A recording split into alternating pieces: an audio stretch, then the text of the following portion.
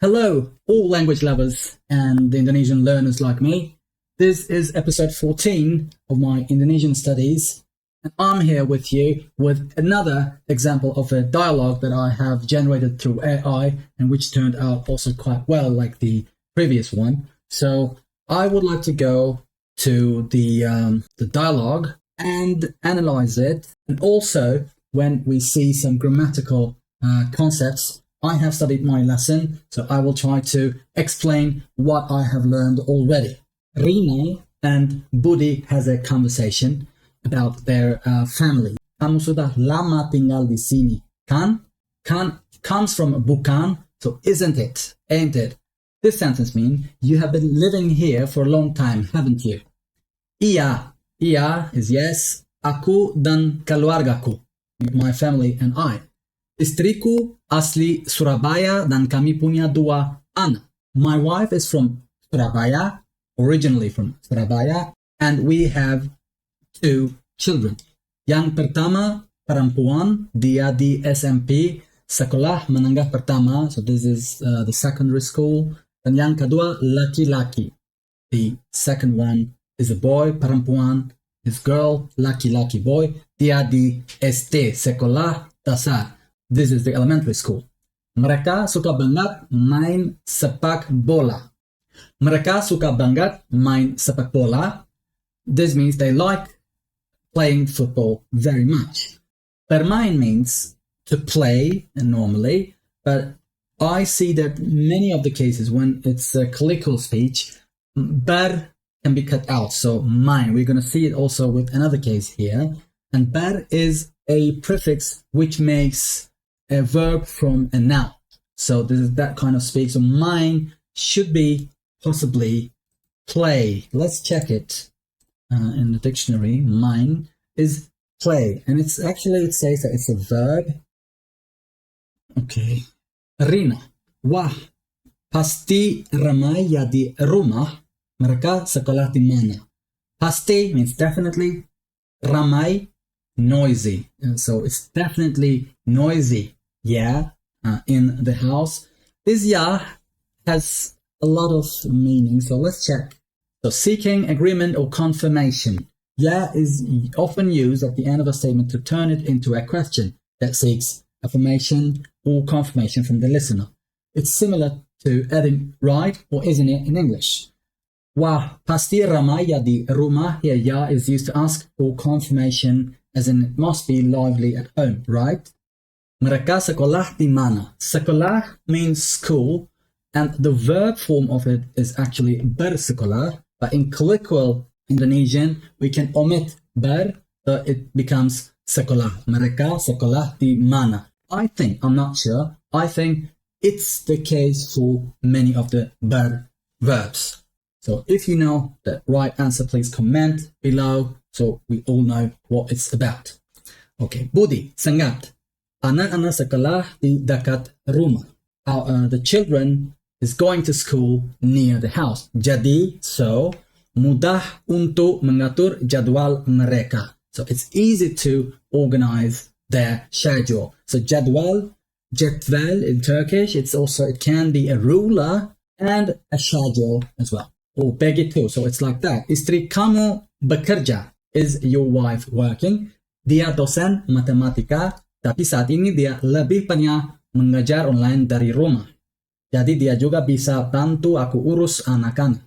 But right now, she works more online from the house. So she can also help me with taking care of the children.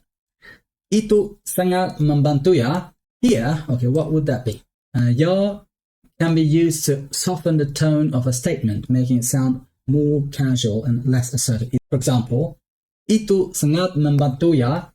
The ya softens the statement, making it sound less direct and more conversational, like saying that's very helpful, isn't it?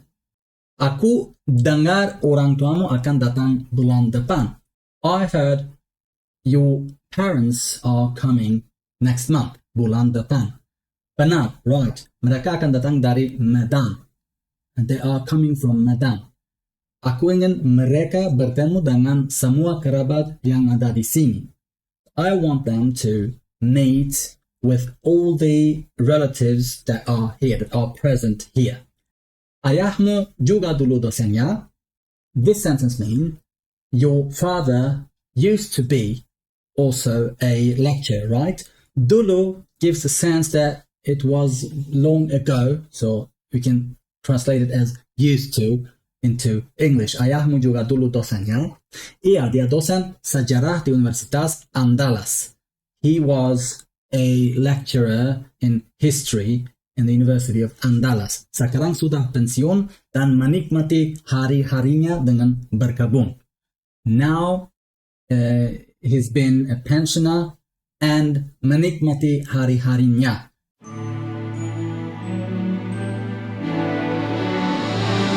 Menikmati hari, I think it was a song in Indonesian. I need to check it out. Selamat pagi, selamat bekerja. Dengan berkebun.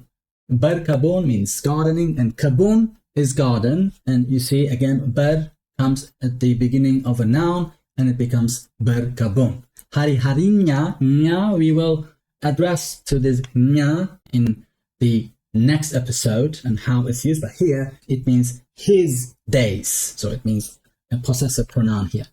Aku harap aku bisa bertemu mereka jika mereka ke Jakarta. Ajak mereka makan malam di tempatku. I hope I can meet them. Rina says, if they come to Jakarta, ask them to join a dinner in our place. Tentu, of course. Akan aku sampaikan. I will pass on the message. Sampaikan is to pass on the message.